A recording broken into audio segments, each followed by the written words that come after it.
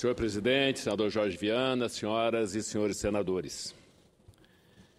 Periodicamente tenho vindo a esta tribuna falar sobre as enchentes históricas que castigam as cidades de Porto Velho, Guajará-Mirim, Nova Mamoré e tantas outras de Rondônia, todas no estado. Os impactos econômicos e os danos causados pelas enchentes são imensos.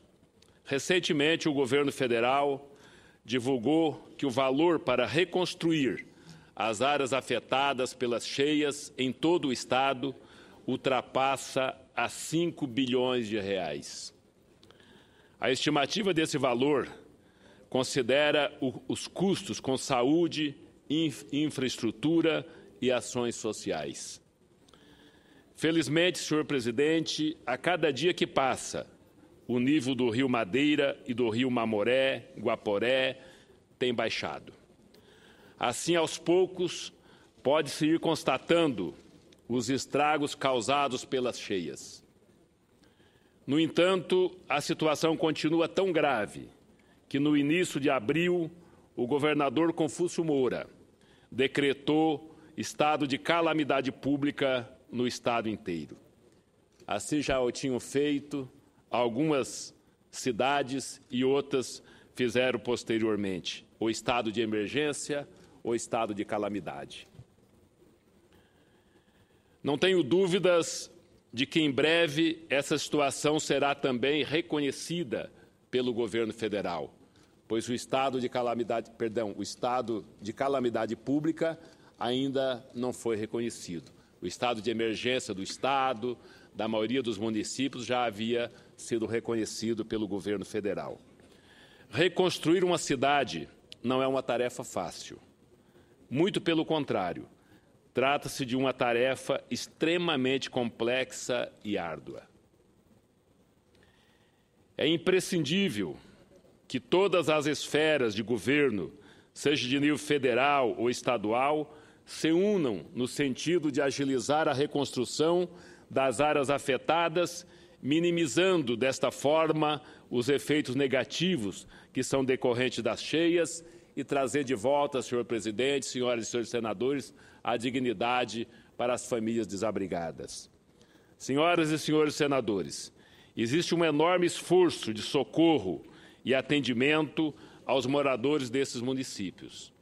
Dias atrás, fiz um pronunciamento dessa tribuna, de onde pedi aos bancos oficiais que articulasse um programa de socorro. Nesse sentido, Rondônia tem recebido ajuda das mais diversas instituições, mas hoje quero ressaltar 3 delas.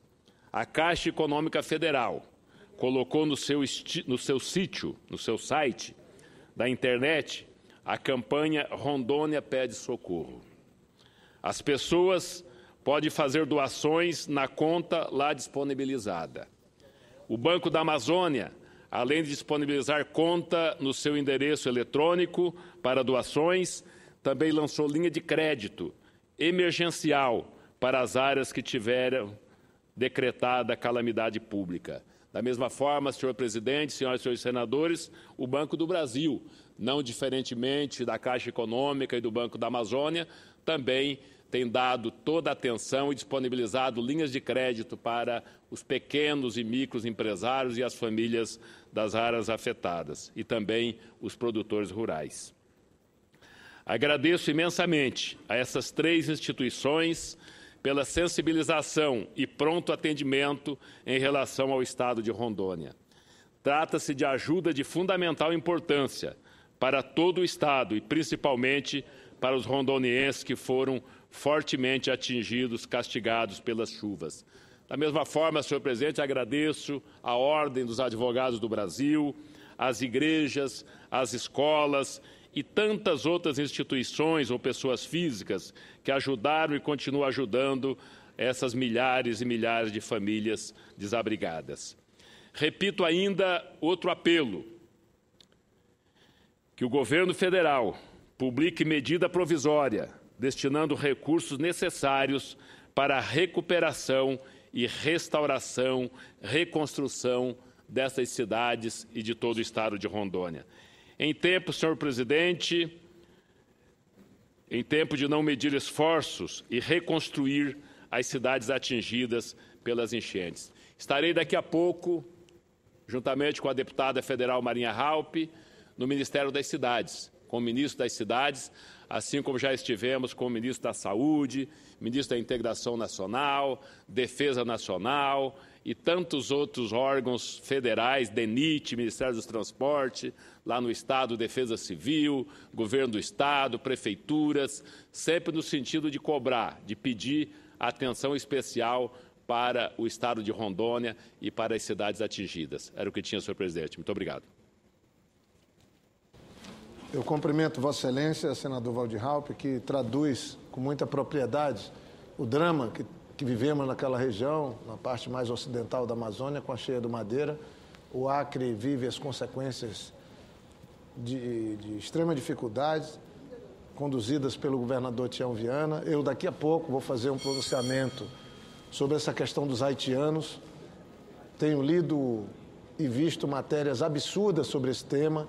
Vou trazer as informações precisas. O Acre não pode ser tratado da maneira como está sendo tratado. O governador Tião Viana não pode ser injustiçado como está sendo injustiçado por conta do desconhecimento, por conta do pouco caso que eu diria o Brasil teve com o caso dos haitianos. São 20 mil haitianos passaram no Acre nos últimos 3 anos e 5 meses e parece que agora o Brasil descobriu o problema dos haitianos, porque chegaram 400 em São Paulo.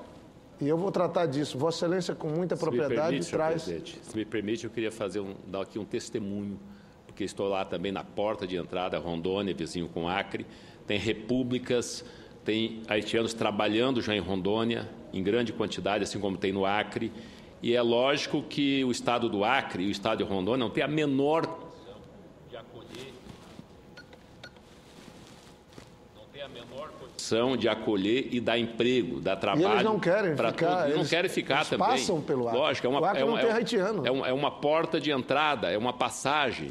E o Brasil é tão grande, né, que lógico que as cidades, os estados mais ricos, os estados maiores, podem dar também guarida e emprego para esses milhares de haitianos que estão entrando no Brasil. Agora, a Polícia Federal, de repente, não sei, o Ministério das Relações Exteriores, a Polícia Federal tem que colocar uma barreira fazer uma triagem mais séria, mais profunda nessa entrada dos haitianos lá na divisa do Acre com o Peru, do Brasil com o Peru.